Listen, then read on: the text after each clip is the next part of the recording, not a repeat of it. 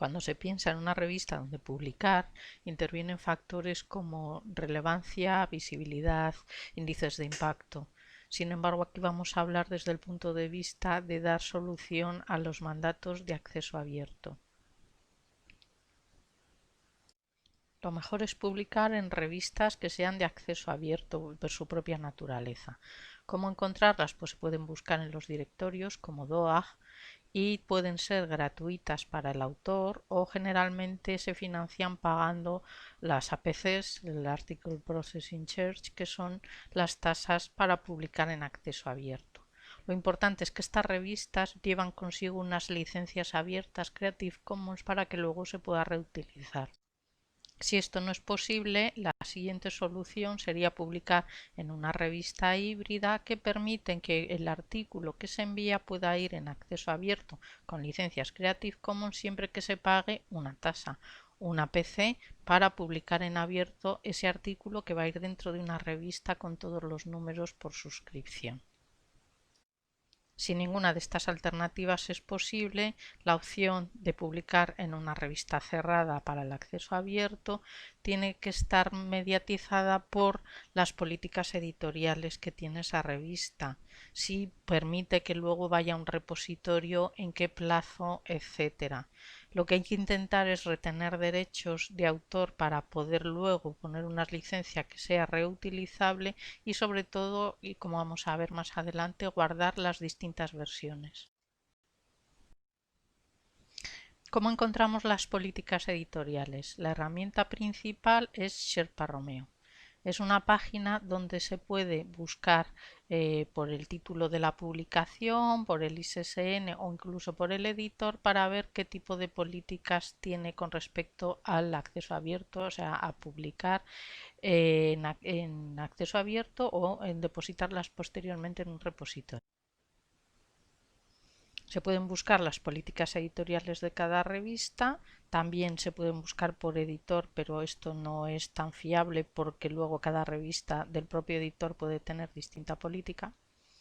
Y utiliza unos iconos para clasificar las políticas editoriales. Antes utilizaba una clasificación por colores, pero esto es ya más específico.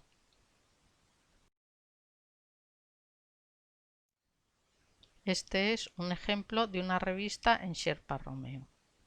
Dice qué versión y con qué características se puede publicar cada una de ellas. En este caso, la versión editorial tiene una opción para publicar en acceso abierto.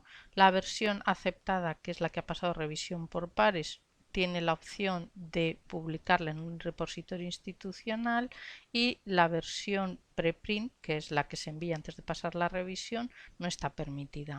¿Dónde? Pues te dice si puede estar en un repositorio institucional, como es el caso. ¿Cuándo? Pues la versión aceptada se puede depositar después de un embargo de 12 meses. Quiere decir que 12 meses a partir de que se ha publicado el número de la revista ya puede ir en abierto en un repositorio institucional. ¿Y cómo? Pues tiene una serie de condiciones para poder subirlo al repositorio. En este caso vemos que es una revista híbrida, puesto que aunque es una revista por suscripción, permite que pagando unas tasas se pueda publicar un artículo concreto en abierto.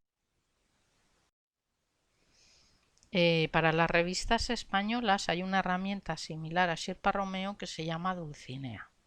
Aquí también se pueden buscar el nombre de la revista y encontrar la política editorial que lleva asociada esa revista con respecto al acceso abierto.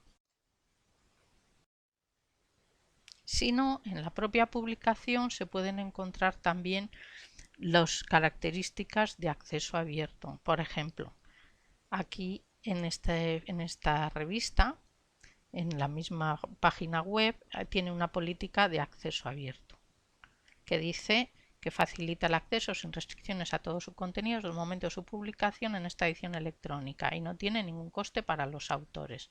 O sea, está en acceso abierto gratuito para los lectores y también para los autores. Es lo que se llama una revista de la vía diamante, que no paga ni lector ni autor. Y en la parte de la derecha, en las guías de buenas prácticas y declaración de autoría, suelen venir normas para los autores, suele venir más características del acceso abierto. En este caso dice que en la cesión de derechos que la publicación supone la cesión del copyright a la editorial CSIC, pero que luego la editorial CSIC la va a distribuir bajo una licencia Creative Commons. Con lo cual, aunque se transfiere el copyright, en realidad luego se va a poder distribuir en abierto, en el sentido de que no solo es gratuito, sino que va a ser reutilizable.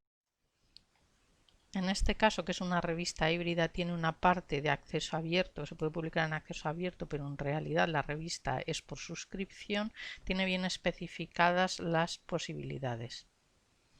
Aquí en Open Access tiene las opciones de Open Access, explica que tiene la vía dorada. Esta vía dorada dice que tienes que pagar unas tasas y entonces tu artículo será publicado en abierto, gratuito desde el principio y con una licencia Creative Commons, que es justo la vía dorada, pero en este caso en una revista híbrida. En el caso de suscripción, si no quieres pagar por acceso abierto, tienes la opción de la vía verde, que es el autoarchivo, los repositorios. Y aquí dice qué tipo de condicionamiento tiene depositar en un repositorio, qué tipo de versión, cuándo se puede depositar, etcétera. Uno de los problemas que ha surgido con el acceso abierto ha sido la aparición de las editoriales predadoras. Estas editoriales son empresas que aprovechan que hay mucho material en la red con acceso gratuito y abierto y contactan con los autores para ofrecerles editarlas de una manera más formal. Sin embargo, no son editoriales académicas con prestigio, sino que lo que intenta sacar es un rendimiento económico con la apariencia de una edición científica normal.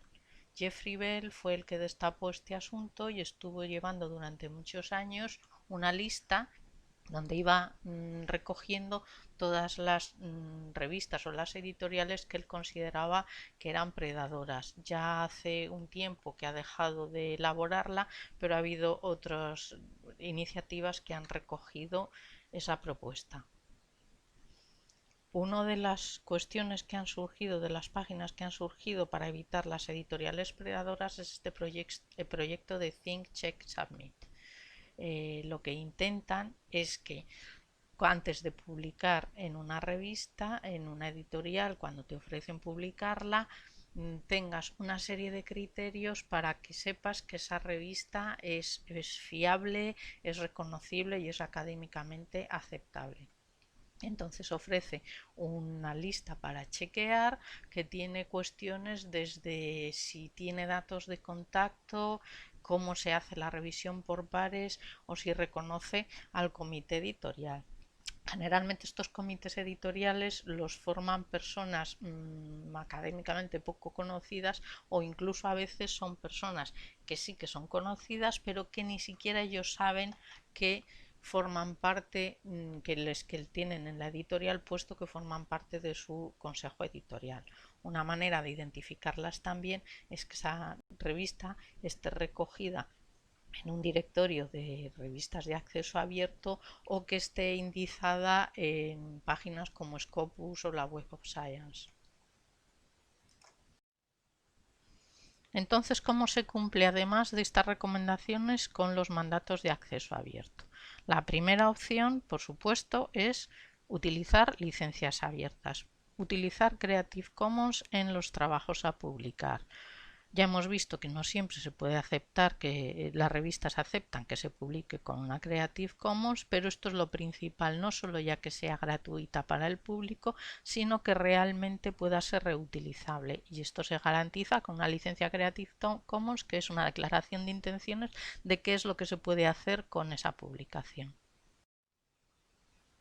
Lo importante es intentar retener derechos llegando a acuerdos con las editoriales para poder luego ofrecerlos con licencias abiertas. Si no se puede, al contrato estándar se le puede añadir una adenda especificando los criterios que luego van a permitir ese artículo esté en acceso abierto. Puede ser, por ejemplo, el modelo este de Spark. Otros aspectos relevantes, y ya no solo por el acceso abierto, son identificar el proyecto, que en la propia publicación se diga que es fruto de una investigación financiada para que las editoriales sepan que está sometido a mandatos de acceso abierto.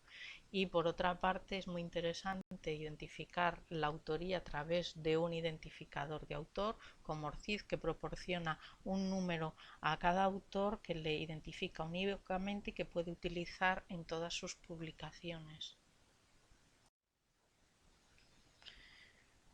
Otra cuestión muy importante es guardar las versiones. Ya hemos visto que no todas las editoriales, no todas las revistas permiten depositar luego en un repositorio la versión editorial, que sería tan simple como bajarse el PDF de la misma revista.